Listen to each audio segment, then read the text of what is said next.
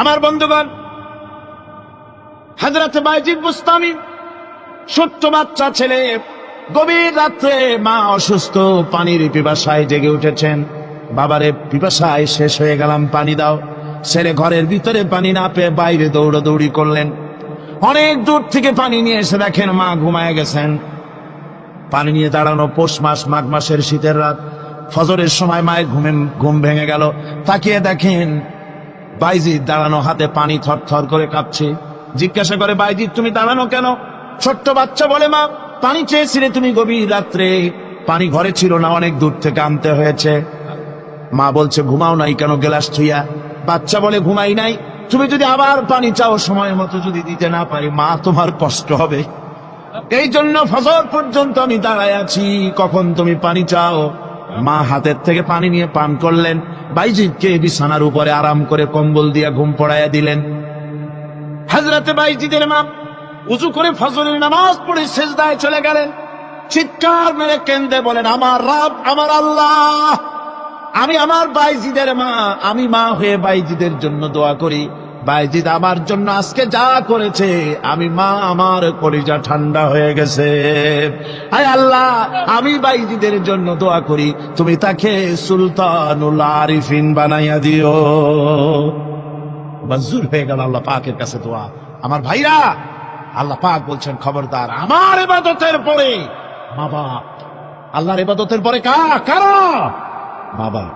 মা বাপকে সম্মান করো, শ্রদ্ধা করো, মোহাব্বত করো, কিসমত খুলে যাবে, কিসমত খুলে যাবে। মা বাপকে সম্মান করো। হযরত আবু হুরায়রা রাদিয়াল্লাহু তাআলা আনহু রাসূলের সামনে এসে কাঁদতেছেন। হুজুর বলছেন, আবু হুরায়রা কান্দো কেন? কান্দো কেন? রাতের বেলা কান্দো কেন? হযরত আবু হুরায়রা বলছেন, হুজুর আমাকে মা মেরেছেন। হুজুর বলছেন, মা মারলো কেন? কোন অপরাধ করেছো? কোন গোস্তাখি করেছো? আবু হুরায়রা বলছেন, না হুজুর, কোন গোস্তাখি করি নাই, তবে মারলো কেন? হযরত আবু হুরায়রা বলছেন, হুজুর আমি আপনার দরবার থেকে ফিরতে রাত হয়ে গিয়েছিল। মা জিজ্ঞেস করলেন, আবু হুরায়রা এত রাত্রে কোথায় ছিলি? বললাম, আমি ছিলাম যে কদম চুমতে পারলে দুনিয়া ধন্য হয়, সেই দরবারে নববীর কদম মুবারক থেকে আসতে আমার দেরি হয়েছে। আমার মা মুশরিকা, আপনার নাম শুনে তার গায়ে আগুন জ্বলে উঠলো, আমাকে ধরে মারা আরম্ভ করলো। বলল, হয় আমার বাড়ি ছাড়বি, আর না হয় মুহাম্মদ সাল্লাল্লাহু আলাইহি ওয়াসাল্লামের দরবার ছাড়বি। আমি বললাম, আমার মা, তুমি বুড়ি মানুষ, তোমার গায়ে যত শক্তি আছে সমস্ত শক্তি দিয়ে আমারে পিটাও, আমারে মারো। মারতে মারতে আমাকে বাড়ি থেকে তুমি বের করে দাও। তোমার বাড়ি শুদ্ধ, তামাম দুনিয়া ছেড়ে দিতে পারি, আল্লাহর নবীর কদম মোবারক ছেড়ে দিতে পারি না। তোমার মা তোমাকে মেরেছে, তুমি আমার কাছে নালিশ করছো? আমার তো এখানে ইন্টারফেয়ার করার কিছুই নেই। সুবহানাল্লাহ, সুবহানাল্লাহ।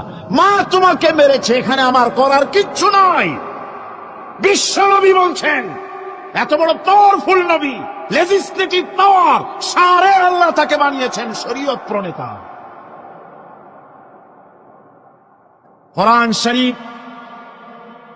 কোরআন শরীফই শুধু হালাল ও হারামের,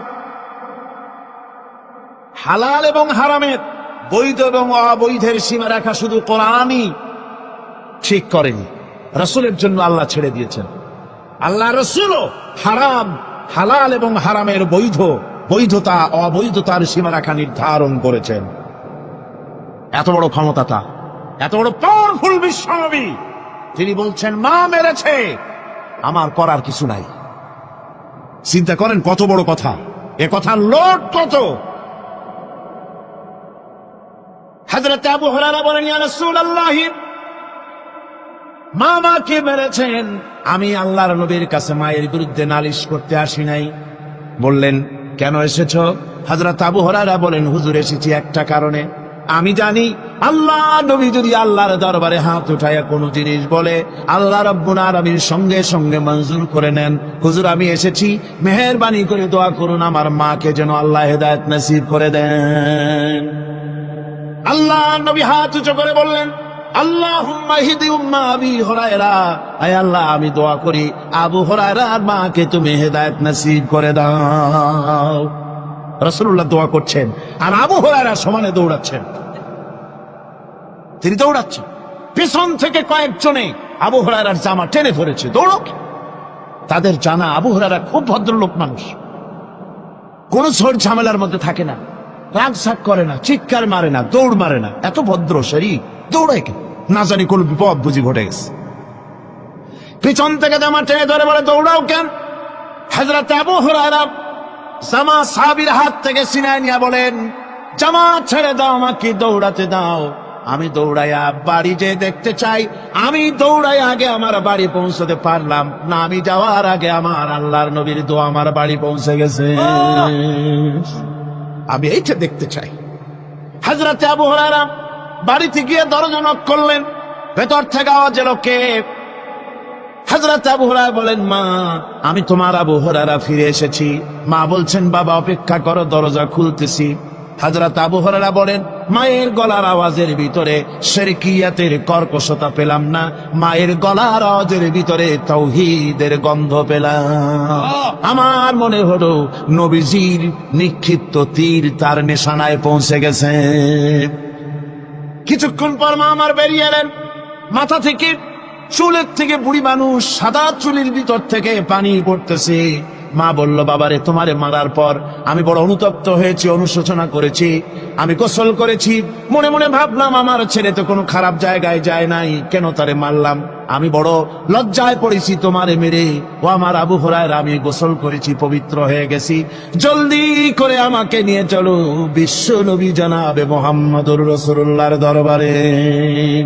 হযরত আবু হুরায়রার মা ঘোষণা করলেন, আশহাদু আল্লা ইলাহা ইল্লাল্লাহু ওয়াহদাহু লা শারীকা লাহু ওয়া আশহাদু আন্না মুহাম্মাদান আবদুহু ওয়া রাসূলুহু। আমার ভাইরা, মা বাপ সবচেয়ে সম্মানের জিনিস। আল্লাহর ইবাদতের পরই মা বাপের খেদমত করতে হবে। আল্লাহ পাক বলছেন, বান্দারে দেখ, মায়ের পেট থেকে আনলাম, মায়ের বুকের মধ্যে মহব্বত পয়দা করলাম, এত মহব্বত দিলাম তোর উপরে, যে কোনো বিদেশে যান, যেখানে যান, বাড়িতে ফিরলে পরে সকলে, ছেলে মেয়ে ভাই বোন সবাই দেখবে সুটকেসে আমার জন্য আনছে কি, সবাই চিন্তা করবে আমার জন্য কি এনেছে। একমাত্র মা সন্তানের মুখের দিকে তাকাবে, কখন খাইছে সে। সুবহানাল্লাহ, সুবহানাল্লাহ, আমার বাসার মুখখানা শুকনা, তুই বুঝি আজকে কিছু খাইস নাই। বিদেশে যেসব সন্তান থাকে, মা কাটা কবুতরের মতো ছটফট করে। আমার ছোটবেলার কথা আমি দেখেছি, শর্ষিনা মাদ্রাসায় পড়তাম, আব্বা টাকা দিতেন মাদ্রাসায় যাওয়ার সময়, আবার মা আবার মুরগির ডিম বিক্রি করা, বিভিন্ন জিনিস বিক্রি করা বা বাজার করা পয়সা, উদ্বৃত্ত কিছু পয়সা আব্বার অজান্তে আমার হাতের মুঠার মধ্যে দিয়ে দিতেন। যখন মাদ্রাসার দিকে রওনা হয়েছি, পর্দার আড়াল থেকে দরজা থেকে দেখতাম, যতক্ষণ তাকায় দেখতেছি চোখ থেকে পানি দল করে পড়তেছে। সুবহানাল্লাহ, মা কি জিনিস! আল্লাহ আল্লাহ আল্লাহ। হযরত মাহবুব রব্বানী কুতুব সুবহানী শেখ মহিউদ্দিন আব্দুল কাদের জিলানী রাহমাতুল্লাহ আলাইহি, তিনি বলেছেন, মুনাজাত করতে গিয়ে আবেগে বলেছেন, রব্বুল আলামিন, তুমি যদি দয়া করে আমাকে জান্নাত দাও, আর তোমাকে যদি আমি না পাই, তুমি যদি আমার সঙ্গে দেখা না করো, আমারে যদি কথা না বলো, তাহলে এই জান্নাত আমার কোনো লাভ নাই। আর আমাকে যদি জাহান্নামও দিয়ে দাও, আর মাঝে মধ্যে তুমি যদি জিজ্ঞাসা করো, মহিউদ্দিন কেমন আছো, তাহলে এই জাহান্নাম আমার জন্য বেহেশত হয়ে যাবে। আয় আল্লাহ, আমি শুধু তোমারই চাই, শুধু তোমারে দেখতে চাই। হুজুর একজন বুড়া লোককে বলছিলেন, মিয়া তুমি তো বেহেশতে যাবে না, তুমি তো বুড়া মানুষ, তুমি তো বেহেশতে যাইতে পারবে না। লোকটা কান দিয়ে অস্থির হয়ে গেছে। রাসূল বলছেন যে বেহেশতে বুড়া মানুষ যাবে না, তাহলে তো আমার উপায় নাই। হুজুর বলছেন, না, তুমি তখন বেহেশতে যাবে, তুমি যুবক হয়ে যাবে। সুবহানাল্লাহ বিহামদিহি। একজন কালো মানুষকে হুজুর বলছেন যে কালো মানুষ বেহেশতে যাবে না, সে তো একদম কান্দিয়া হয়রান। হুজুর বলছেন, দেখো, তুমি যখন বেহেশতে যাবে, তুমি কালো থাকবে না, তুমি সুন্দর সুশ্রী হয়ে যাবে। সুবহানাল্লাহ বিহামদিহি। একজন বলছিল, জান্নাতে যাইয়া যা চাইবো তাই যদি পাই, তাহলে তো খুব ভালো কথা। কয় যে, হুজুর আমার তো হোক্কা খাওয়ার দারুণ অভ্যাস, তা বেহেশতের মধ্যে হোক্কা পাবো? বুজুর্গ ব্যক্তি বলছেন, আল্লাহর বান্দা, বেহেশতে যাইয়া যদি তুমি হোক্কা খাইতে চাও তো আল্লাহ তোমার হোক্কা দিবেন, কিন্তু আল্লাহর কসম করে বলতে পারি বেহেশতে যাইয়া এমন পচা জিনিস খাওয়ার তোমার ইচ্ছে জাগবে না। এত ভালো জিনিস থুইয়া এই পচা জিনিস খাওয়ার ইচ্ছা তোমার জাগবে না মনের ভিতরে। আমি দৃষ্টান্ত দিতে গিয়া বলি, অনেকদিন বন্ধুর সঙ্গে দেখা হয় নাই, বহু বছর পর হঠাৎ করে এক বন্ধু আর এক বন্ধুর বাড়িতে এসেছে, যে বলছে, ভাই যদিও বহু বছর পর এসেছি কিন্তু আমার হাতে সময় নাই, আজ আমি বেশ সময় তোমার বাড়িতে থাকবো না। ওই বাড়িওয়ালা বন্ধু বলে, বন্ধু যতই ব্যস্ততা তুমি দেখাও না কেন, আজকে যখন তোমার একবার পাইছি আমি তোমাকে ছাড়বো না। এই হলো একটা ছাড়বো না। আর ঢাকা হাইকোর্টের সামনে থেকে মকিম গাজী পালায় গেছে, ডাকাত। পুলিশ খুঁজতে খুঁজতে হয়রান হইয়া এই ডাকাতটারে যদি পাওয়া যায়, আর ওই ডাকাত যদি বলে, স্যার আপনি আমার ধর্মের ভাই, আপনি আমার বাপ, আপনি মেহেরবানি করে আমাকে ছেড়ে দেন, পুলিশ বলবে, বেটা গোটা পুলিশ বাহিনী তোর জন্য হয়রান, তোরে যখন একবার পাইছি তোরে আর ছাড়বো না। তাহলে বন্ধুর ছাড়বো না আর পুলিশের ছাড়বো না এক জিনিস? এক জিনিস না। জাহান্নামীদেরকে ধাক্কা মারতে মারতে জাহান্নামের দিকে নিয়ে যাবে, জাহান্নামের দিকে যেতে চাইবে না, তাই ধাক্কা মারা লাগবে। আর বেহেশতীদের ধাক্কা মারা লাগবে কেন? বেহেশতীরা যখন জান্নাতের দিকে যেতে থাকবে, ওদের জন্য লাল কার্পেট সম্বর্ধনা দেওয়া হবে, দুনিয়ার পচা লাল কার্পেট না, এত সুন্দর করে সাজানো থাকবে।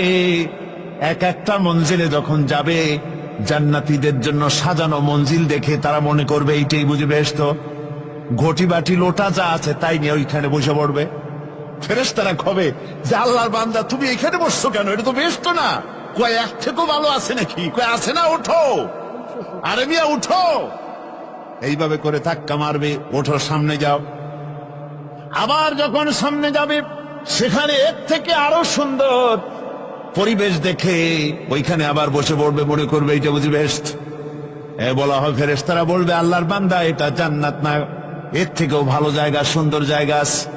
এইভাবে ধাক্কা মারতে মারতে তাদেরকে জান্নাতের কাছে নিয়ে যাওয়া হবে।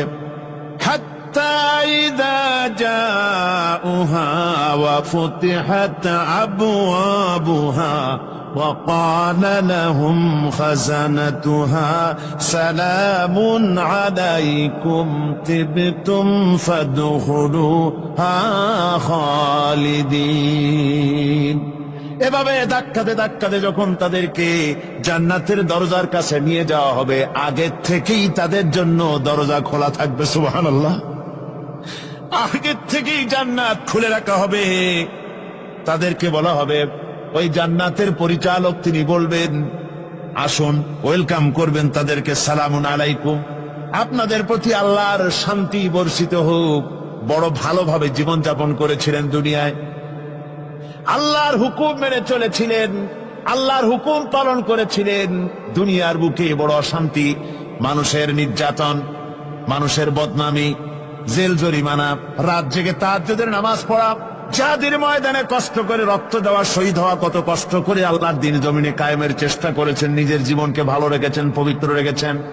আজকে আপনার জন্য এই জান্নাত, ফাদখুলুহা খালিদিন, জান্নাতে প্রবেশ করুন এবং চিরকাল এই জান্নাতের ভিতরে থাকুন। আল্লাহ রাব্বুল আলামিন ওই জান্নাতের সবকিছু দান করে দেবেন তাদেরকে, বেহেশতের মধ্যে তারা পৌঁছে যাবে। আর এই বেহেশতে পৌঁছে যাওয়ার আগে আরেকটি ঘটনা ঘটবে, সেটা হচ্ছে আল্লাহর নবী তিনি কাঁদতে থাকবেন। আল্লাহ রাব্বুল আলামিন বলবেন, নবী আপনি কাঁদেন কেন? আজকে তো আপনার কাঁদার দিন না, আজকে তো কাঁদার দিন না, কেন কাঁদেন? মাকামে মাহমুদ দিয়েছি, আপনাকে কাউসার দান করেছি, কেন কাঁদেন? নবীজি বলবেন, রব্বুল আলামিন আমি দেখতে পাচ্ছি মাঝে মাঝে ফেরেশতারা আমার উম্মতগুলিকে জাহান্নামের দিকে নিয়ে যাচ্ছে। আল্লাহ রাব্বুল আলামিন বলবেন, ও আমার নবী, ও আমার হাবিব, জান্নাতি উম্মতগুলি আর যদি আপনি বাছাই করে নেন। হযরত আয়েশা রাদিয়াল্লাহু তাআলা আনহা বলেছেন, একথা শোনার পরে আমি প্রশ্ন করলাম, ইয়া রাসূলুল্লাহ, ওই পরকালে কিয়ামতের ময়দানে অসংখ্য নবীদের মাঝে, অসংখ্য নবীদের অসংখ্য উম্মতের মধ্য থেকে আপনার জান্নাতি উম্মত আপনি কি করে বেছে নেবেন? হুজুর বলেন, আয়েশা শরীফ, যদি কোনো ঘোড়ার কপাল যদি থাকে সাদা, আর সাদা কপালওয়ালা ঘোড়াটা যদি অনেকগুলি ঘোড়ার মধ্যে হারিয়ে যায়, তাহলে সাদা কপালওয়ালা ঘোড়াটারে কি তার মালিক খুঁজে পাবে নাকি? হযরত আয়েশা বলেন, হুজুর অনায়াসে পাবে। হুজুর বলেন, কিয়ামতের দিন অসংখ্য মানুষের ভিতরে আমার জান্নাতি উম্মত আমি এইভাবে বেছে নেব, যারা দুনিয়ার ভেতরে নামাজ পড়েছে, ঈমান এনেছে, ঈমানদার ছিল, দ্বীনের কাজ করেছে, আল্লাহর সাথে নাফরমানি করে নাই, নামাজ পড়েছে সঠিকভাবে, আল্লাহর সঙ্গে নাফরমানি করে নাই, সঠিকভাবে দিন পালন করেছে, তাদের চেহারার ভিতরে ঈমানের নূর চড়বে। ওই ঈমানের নূরের চমক দেখে দেখে আমার উম্মতগুলি আমি বাছাই করব। সেদিন ওই কিয়ামতের ময়দানে যারা নামাজ পড়ে না, রোজা রাখে নাই, বরং দ্বীনের সঙ্গে বিরোধিতা করেছে, আল্লাহর সঙ্গে নাফরমানি করেছে, ইসলামকে অস্বীকার করেছে, আল্লাহর দ্বীন যারা জমিনে কায়েম করতে চায় তাদের সঙ্গে বেয়াদবি করেছে, ওরা বলবে, হে রাসূল, আমিও তো আপনার উম্মত, আমারও সুপারিশ করুন। আল্লাহ নবী বলবেন, ভেগে যাও, দূর হয়ে যাও, তুমি যদি আমার উম্মত হবে, তুমি যদি আমার উম্মত হবে, তাহলে এসব উম্মতের মতো ঈমানের নূরের চমক তোমার ভিতরে আমি দেখতে পেতাম। ওই হাসরের ময়দানে আল্লাহ নবী যদি বলেন, তুমি আমার উম্মত নও, ভেগে যাও, এর থেকে অসহায়, এর থেকে এতিম অবস্থার মানুষের জন্য কিছু হতে পারে না। আল্লাহ এই দুরবস্থা থেকে আমাদেরকে যেন হেফাজত করেন।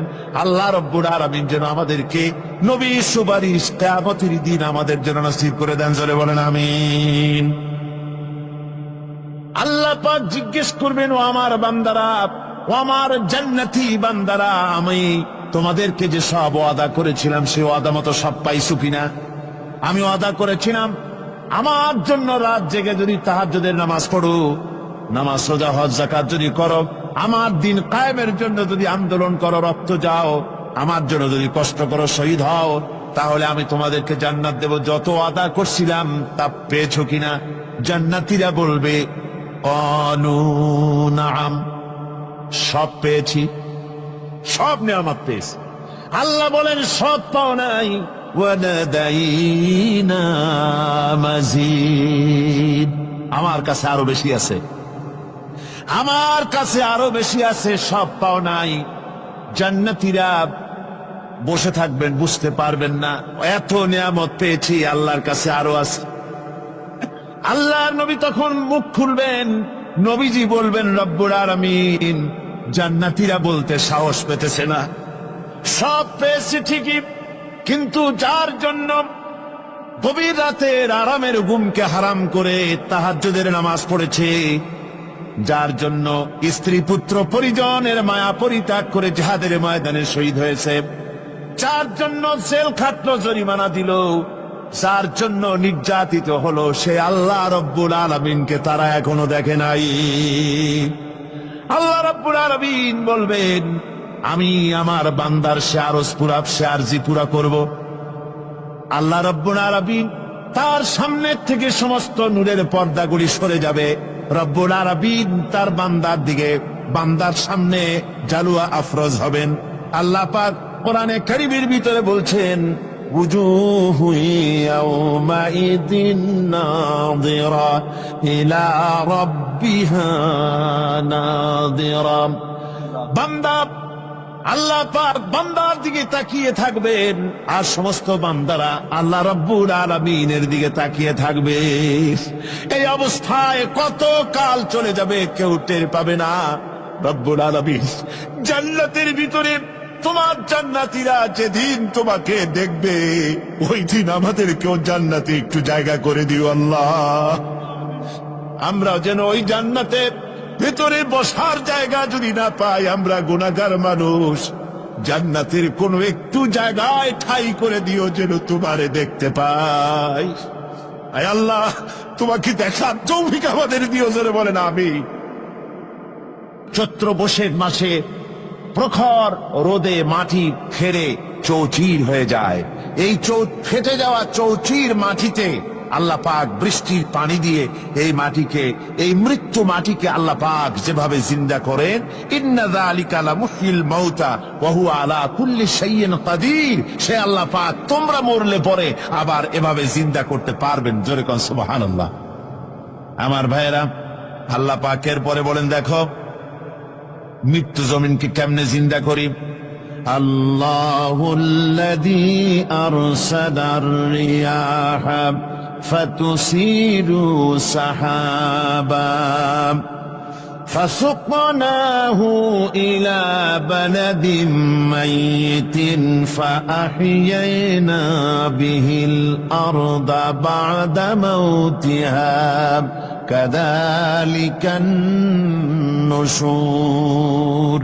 আমি আল্লাহ রাব্বুল আলামিন ওই সমুদ্রের নোনা পানিগুলোকে, সমুদ্রের লবণাক্ত পানিগুলিকে বাষ্পীয় আকারে উত্থিত করে মেঘমালায় পরিণত করি, আর এরপরে বাতাসকে হুকুম করি, বাতাস এই মেঘটারে টেনে নিয়ে যাও মুখ জায়গায়। মেঘ চলে এলো। আল্লাহ রাব্বুল আলামিন বলেন, মেঘ এবার বিন্দু বিন্দু করে বৃষ্টি বর্ষণ করে দে। আমার হুকুমে ওই পানিগুলি বৃষ্টি হয়ে বিন্দু বিন্দু হয়ে জমিনে পতিত হয়। আল্লাহ বলেন, এভাবে করে বৃষ্টির পানি দিয়া মরা জমিনকে জিন্দা করে দিয়া নববধূ গর্ভধারণের যেমন প্রস্তুতি নেয়, বৃষ্টির পানি পায়া মরা জমিন তেমন ফসল ধারণের জন্য প্রস্তুতি নিয়ে নেয়। সুবহানাল্লাহ বিহামদিহি। এইটা যেভাবে আমি করি, কাযালিকান নুশুর, এইভাবে করে তোমাদের কি কিয়ামতের দিন আমি জিন্দা করতে পারবো? কেমনে অস্বীকার করো? কাইফা তাকফুরুনা বিল্লাহি ওয়া কুনতুম আমওয়াতান ফাহইয়াকুম সুম্মা ইউমীতুকুম সুম্মা ইলাইহি তুরজাউন। কি করে তুমি আমাকে, আমি আল্লাহকে অস্বীকার করো? কুনতুম আমওয়াতান, তুমি ছিলে নিষ্প্রাণ, ফাহইয়াকুম, এরপরে আমি তোমাকে জিন্দা করলাম, সুম্মা ইউমীতুকুম, এরপরে তোমাকে আমি মৃত্যু করব, সুম্মা ইউহয়িকুম, এরপরে তোমাদেরকে আবার আমি জিন্দা করব, সুম্মা ইলাইহি তুরজাউন, এবার এরপরে তোমাদের সকলকেই আমার কাছে ফিরে আসতে হবে। দেখেন না, আমরা যখন মানুষকে কবরে রাখি, কবরে রাখা তারপরে উপরে মাটি দিয়ে কি বলেন আপনারা? মিনহা খালাকনাকুম, পড়েন, মিনহা খালাকনাকুম ওয়া ফিহা নুঈদুকুম ওয়া মিনহা নুখরিজুকুম তারাতান উখরা। এ বান্দা, এই মাটি দিয়া তোরে তৈরি করা হয়েছিল, এ মাটির ভিতরে রেখে গেলাম, আবার এই মাটি থেকে আল্লাহ রব্বুল আলামিন তোমারে জিন্দা করবেন। কিয়ামতের ময়দানে সকলকে উঠতে হবে সেখানে আল্লাহর দরবারে। আল্লাহ পাক বলছেন, বান্দা কেমনে অস্বীকার করো? ইন কুনতুম ফি রাইবিম মিনাল বা'স ফাইন্না খালাকনাকুম মিন তুরাব। পরকালকে যারা অস্বীকার করো, কিয়ামতে উঠতে হবে, এটাকে কিভাবে অস্বীকার করো? চিন্তা করে দেখো, তুমি নিষ্প্রাণ মাটি ছিলে, সেই মাটি দিয়েই আমি তোমাকে তৈরি করেছি। আবার আল্লাহ পাক মানুষকে আরো বুঝান, কিয়ামত আছে, পরকাল হবে, আল্লাহর দরবারে উঠতে হবে। আলাম ইয়াকুন নুতফাতাম মিন মানিয়্যিন ইউমনা, তুমি কি মাতৃগর্ভে নিক্ষিপ্ত এক ফোঁটা পানি ছিলে না? সুম্মা কানা আলাকাতান ফাখালাকা ফাসাওয়া, এরপরে তোমাকে মাংসপিণ্ডে, জমাট রক্তে মাংসপিণ্ডে পরিণত করা হলো, এরপরে তোমাকে সুন্দর করে তোমাকে সুগঠিত করা হলো। ফাজআলা মিনহু যাওজাইনি যাকারা ওয়াল উনসা, এরপরে মাতৃগর্ভের ভিতরে আমি এটাকে পুরুষ বানালাম, কন্যা সন্তান অথবা পুত্র সন্তানে পরিণত করলাম। এইটা যে পেরেছে, যিনি পেরেছেন, আলাইসা যালিকা বিকাদিরিন আলা আইয়ুহিয়াল মাউতা, সে আল্লাহর পক্ষে কি সম্ভব নয় যে তোমার মৃত্যুর পরে তিনি আবার জিন্দা করতে পারবেন? কি বলবেন, কি বলেন, সম্ভব না? তিনি পারবেন না? নিশ্চয়ই তিনি আবার কিয়ামতের মাঠে আমাদেরকে হাজির করতে পারবেন, এতে কোনো সন্দেহ নাই। আল্লাহ পাক সেই জন্য এখানে বলতেছেন যে ওরা বাল কাযযাবু বিসসাম, ওরা আসলেই পরকালকে অস্বীকার করেছে। আপনি যে নবী এতে কোনো সন্দেহ নাই। আপনি খানা খান, আপনি বাজারে যান, এটাই মূল আপত্তির বিষয় না। মূল কথা হলো তারা পরকালকে অস্বীকার করেছে। আল্লাহ পাক বলেন ওয়া আন্নাস সাআতা আতিয়াতুন লা রাইবা ফিহা, অবশ্যই সে সময় আসবে, সে কিয়ামত আসবেই, এতে কোনো সন্দেহ নাই। ওয়া আন্নাল্লাহা ইয়াবআসু মান ফিল কুবুর, আর আল্লাহ পাক তিনি কবরের মধ্যে অন্তর্হিত যা কিছু আছে সবাইকে কিয়ামতের দিন আল্লাহ পাক ময়দানে উঠাবেন। কিয়ামতে আল্লাহর দরবারে সকলকে হাজির হতে হবে। আমার বন্ধুগণ, আল্লাহ পাক বলেন ওয়ালাকাদ খালাকনাল ইনসানা মিন সুলালাতিন মিন তিন, লক্ষ্য করো, তুমি ছিলে মাটির নির্যাস থেকে তোমাকে তৈরি করা হয়েছে। শুধু মাটির নির্যাস থেকে তোমাকে কোন মডেল ছাড়া, কোন ধরনের আদর্শ ছাড়া, কোন ধরনের নমুনা ছাড়া তোমাকে সৃষ্টি করা হলো। সুম্মা জাআলনাহু নুতফাতান ফি قرارٍ مكين, এরপরে মাতৃগর্ভের একটা অত্যন্ত সুরক্ষিত জায়গায় তোমাকে সংরক্ষণ করা হয়েছিল। ثم خلقنا النطفة علقة فخلقنا العلقة مضغة, রক্তপিণ্ডকে, নাপাক পানিকে জমাট রক্ত করেছি, জমাট রক্তকে আমি আবার গোশত পিণ্ডে পরিণত করেছি। ফাকাসাউনাল ইযামা লাহমা, এরপরে সুন্দর করে চামড়া দিয়া গোশত দিয়ে একটা আকৃতি তোমাকে দান করেছি। সুম্মা আনশানাহু খালকান আখারা ফাতাবারাকাল্লাহু আহসানুল খালিকিন, এরপরে সুন্দর একটা বিশেষ একটা আকৃতি দিয়ে তোমাকে আমি সুন্দর করে সুগঠিত করে তোমাকে তৈরি করেছি। সুম্মা ইন্নাকুম বা'দা যালিকা লামাইতুন, এরপরে আমি আল্লাহ রাব্বুল আলামিন তোমাকে মৃত্যু দেব, অবশ্যই তোমাকে মৃত্যুবরণ করতে হবে। সুম্মা ইন্নাকুম ইয়াউমাল কিয়ামাতি তুবআসুন, এরপরে কিয়ামতের দিন আসবে, ওই বিশেষ মুহূর্ত আসবে, সেই নির্দিষ্ট সময় আসবে, ওই কিয়ামতের মাঠে আল্লাহর দরবারে তোমাদের সকলকে উঠতে হবে, কোনো সন্দেহ তাতে নাই। আল্লাহ পাক বলছেন وَأَعْتَدْنَا لِمَنْ كَذَّبَ بِالسَّاعَةِ سَعِيرًا, আমার এই পরকালকে, এই আখিরাতকে, কিয়ামতের দিনকে যারা অস্বীকার করবে, যারা মিথ্যা মনে করবে, আমি তাদেরকে জ্বলন্ত আগুনের শাস্তি তাদের জন্য রেখেছি। জোরে বলেন নাউজুবিল্লাহ। সেই কিয়ামত যে দিনটা আল্লাহ পাক মানুষের জন্য রেখেছেন, সেই কিয়ামতের অবস্থা বড়ই মারাত্মক। মানুষেরা তা জানে না। মানুষ যদি তা বুঝতে পারত, জানতে পারত, তাহলে মানুষেরা গুনাহের কাজ করতে পারত না। আপনারা কি চিন্তা করেন, ওই যে কাফের গুলি মক্কার জীবনে, রাসূল পাক সাল্লাল্লাহু আলাইহি ওয়াসাল্লামের মক্কি জিন্দেগিতে যে সমস্ত মানুষগুলি চুরি করত, ডাকাতি করত, জেনা করত, বদমাশি করত, মানুষ হত্যা করত, এই লোকগুলি ফিরে আসলো কিসের কারণে? তাদেরকে এই আখিরাতের কথা বলা হয়েছে, এই পরকালের কথা বলা হয়েছে। কোরআন শরীফে আল্লাহ রাব্বুল আলামিন পরকালের কথা, মৃত্যুর কথা, কিয়ামতের কথা, হাসরের কথা, সিরাতের কথা, মিজানের কথা, মওতের কথা যত বলেছেন, জান্নাতের কথা যত জায়গায় যতগুলা বলেছেন, সবগুলি আয়াতে কারিমা যদি এক জায়গায় করা যায় তাহলে পুরা কোরআন শরীফের 1/3 10 পারার সমান হবে। জোরে বলেন সুবহানাল্লাহ।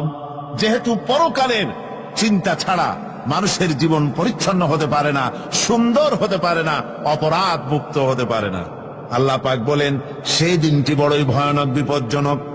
ওই দিনটির ব্যাপারে আল্লাহ পাক তার বান্দাদেরকে সতর্ক করে দিয়েছেন, বান্দারা সতর্ক হয়ে যাও, এইভাবে দিন যাবে না, কিয়ামত আসবে। আর ওই কিয়ামত এত মারাত্মক হবে, আল্লাহ সতর্ক করছেন বান্দাদেরকে, ইয়া আইয়ুহান নাসুত্তাকু রাব্বাকুম ইন্না যালজালাতাস সাআতি শাইউন আযীম। হে মানব সকল, আত্মরক্ষা করো খোদার গজব থেকে, আল্লাহর গজব থেকে আত্মরক্ষা করো। ইন্না যালজালাতাস সাআতি শাইউন আযীম, সেই কিয়ামতের সেই কম্পন খুবই মারাত্মক, খুবই ভয়াবহ কম্পন সৃষ্টি হবে সেদিন। ইয়াউমা তারাউনাহা তাযহালু কুল্লু মুরদিআতিন আম্মা আরদাআত, সেদিন দেখতে পাবে স্তন্যদায়িনী মা, যে মা তার সন্তানকে দুধ দেয়, ওই মাও তার দুধের বাচ্চার কথা ভুলে যাবে, মনে থাকবে না। আল্লাহ রাব্বুল আলামিন বলেন, ওয়াতাদাউ কুল্লু যাতিন হামলিন হামলাহা, গর্ভধারিণী মেয়ে লোক তাদের গর্ভ খসে পড়বে। ওয়াতারান নাসা সুকারা, মানুষকে মানুষ দেখতে পাবে, মানুষগুলো উদ্ভ্রান্ত হয়ে পাগলের মতো ছুটাছুটি করছে। আল্লাহ বলেন, ওয়ামা হুম বিসুকারা, আসলে আর নেশাগ্রস্ত নয়, আসলে পাগল হয় নাই। ছুটছে কেন? কেন? স্তন্যদায়িনী মা দুধের বাচ্চার কথা ভুলে গেছে। গর্ভধারিণী গর্ভবতী নারী, তার গর্ভ খসে পড়েছে, মানুষ পাগলের মতো দৌড়াচ্ছে। কারণ কি? পাগল তো হয় নাই। আল্লাহ বলেন, আসল কারণ হলো ওয়ালাকিন্না আযাবাল্লাহি শাদীদ, আল্লাহর ভয়ঙ্কর আযাব। আর এই সব দৃশ্য, এই সব কম্পন মানুষের মধ্যে ত্রাস সৃষ্টি করে দিয়েছে, এই অবস্থার সৃষ্টি করেছে।